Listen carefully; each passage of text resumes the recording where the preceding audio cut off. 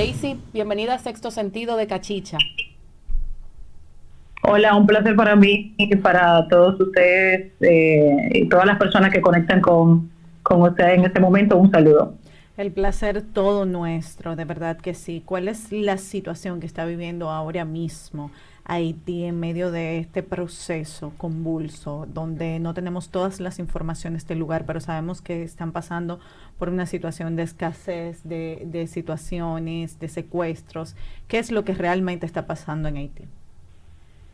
A ver, mira, lo de Haití no es nuevo. Haití desde hace unos 4 años ya vive una espiral de violencia que sobre todo se ha sustentado en la inseguridad y que parece no tener salida, y además se va agravando cada vez más. Es una problemática sobre todo que tiene de pulmón central a la formación de las bandas armadas en ese territorio y sobre todo el gran poder que han tenido en poco tiempo los llamados gangs, que así se le llaman a esas pandillas en Haití. Recientemente vimos como el líder de la banda 400 Maguazó, que es la pandilla que secuestró a los misioneros estadounidenses, eran 16 estadounidenses y un canadiense, salió en un video diciendo que lo iba a matar porque no se había cumplido con lo que había solicitado. Los Estados Unidos había dicho que no negociaba con terroristas, que no negociaba con secuestradores. El jefe de la policía incluso había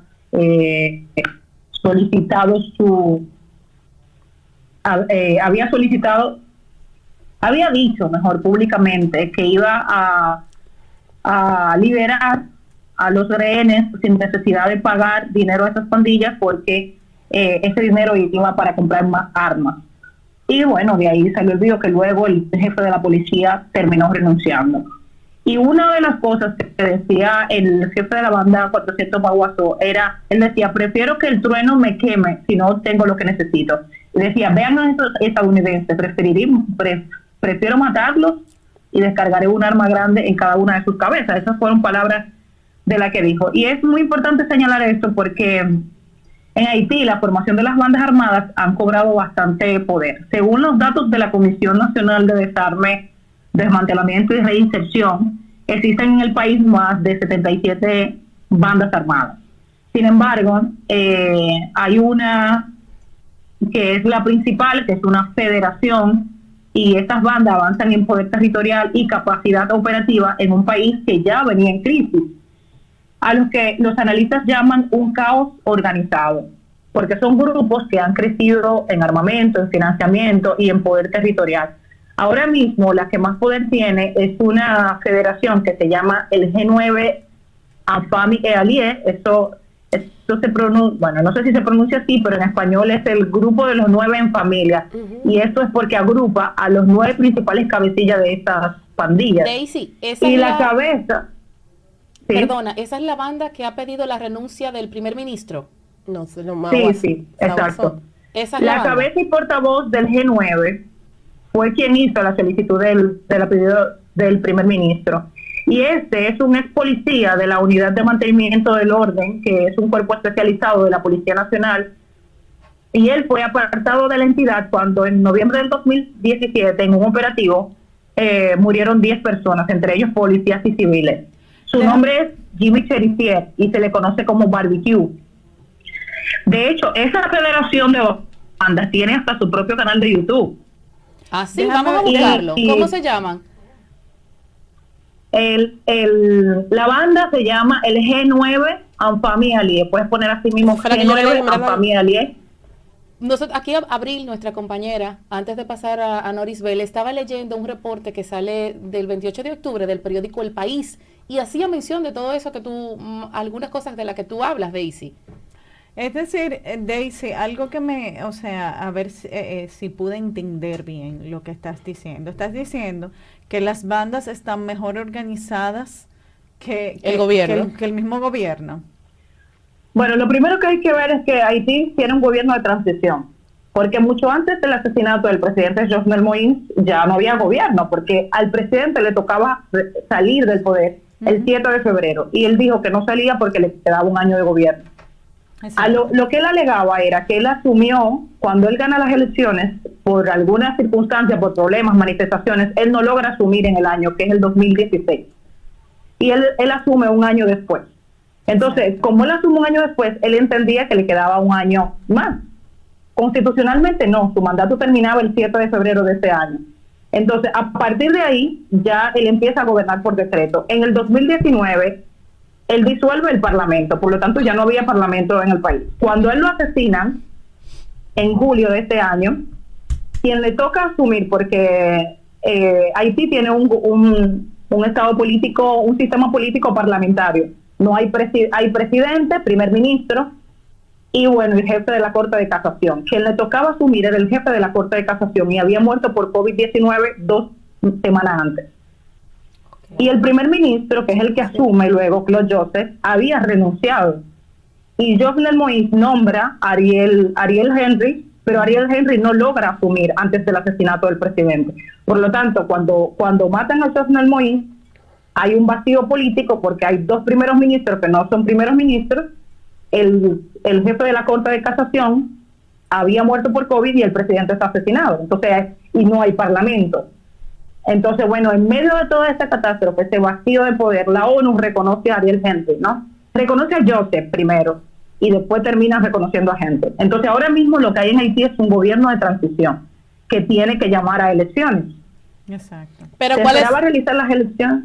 ¿Cuáles son las probabilidades de que hayan elecciones en un país que el 60% de su territorio está en manos de bandas armadas, que las bandas armadas no reconocen al gobierno como tal y donde ellos no pueden garantizar la seguridad ni siquiera de sí mismos?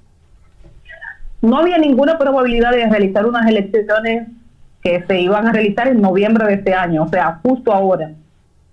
No solamente, una por el tema de la inestabilidad política, porque el país está tomado por bandas armadas. Otra porque no había, hay un vacío de poder por todo lo que explicaba anteriormente. Y otro porque alrededor de 2.5 millones de ciudadanos haitianos que están en la edad de votar no tenían lista su carta de identidad necesaria para poder ejercer el voto. Por lo tanto, todo ese vacío no era seguro realizar unas elecciones para ese mes. No. El mismo gobierno de transición encabezado por Ariel Henry dice que las elecciones serán en el 2022, sin fecha establecida. Okay. Pero explico en términos geográficos el poder de las bandas armadas. El G9, que él controla completamente las áreas, por ejemplo, de Vilas de Diez, Gran Rabín, Del Mar, y otros puntos del centro de la capital, que tienen acceso a la zona norte y sur metropolitana. Eso se traduce que dominan todo el territorio nacional porque son zonas estratégicas para conectar con cualquier región, o simplemente bloquean y dejan aislada a la capital del resto del país, que es lo que ha pasado recientemente. Han secuestrado los puertos principales con el tema del combustible y porque controlan todas las zonas estratégicas. Bueno, vemos nosotros hoy en la prensa sobre la escasez del combustible. ¿Tú estás en Haití o tienes pocos días de haber visitado el país, que nos puedas contar sobre las largas filas que están haciendo haitianos para conseguir un galón de combustible a 600 pesos? Nos informaron, de hecho, que se está vendiendo. No estoy en Haití. Estuve en Haití para el terremoto del el terremoto de agosto. Estuve 9 Sí, te vimos, 5 días allí. Te vimos allí, sobre todo reportando para Telesur, con una participación muy activa. Te internaste allí, pero bueno. Ahora estoy en Venezuela, igual por Telesur, pero igual sigo de cerca lo que pasa en Haití. Allí es que obviamente las bandas armadas han secuestrado todo lo que es la transición y transporte del combustible.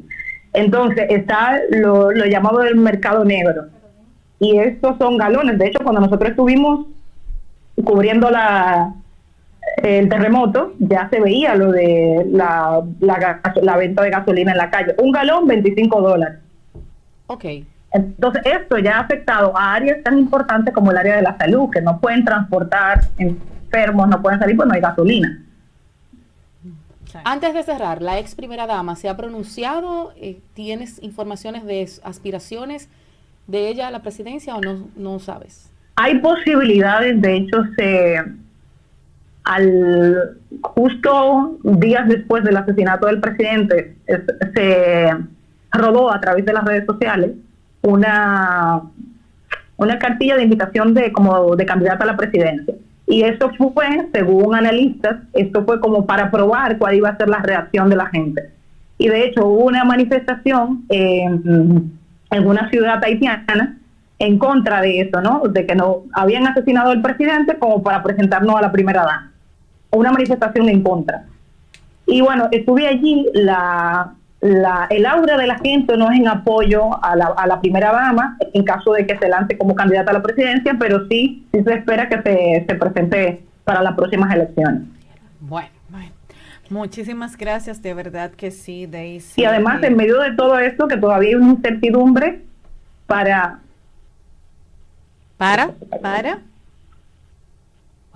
Que Daisy se cortó. Ella está en Venezuela, como había dicho. Y se cortó la llamada. De verdad que muchas gracias a Daisy por prestarnos. Y en los minuticos que nos quedan antes del anuncio, siguiendo con el tema de las bandas, aquí explican que los primeros casos son tan lejanos como en el 96, pero el tipo de secuestro era distinto, porque para aquella época eran ajustes de cuenta entre particulares y el tema ni siquiera era importante. Tú le preguntabas a la gente y no sabían de qué te estaban hablando.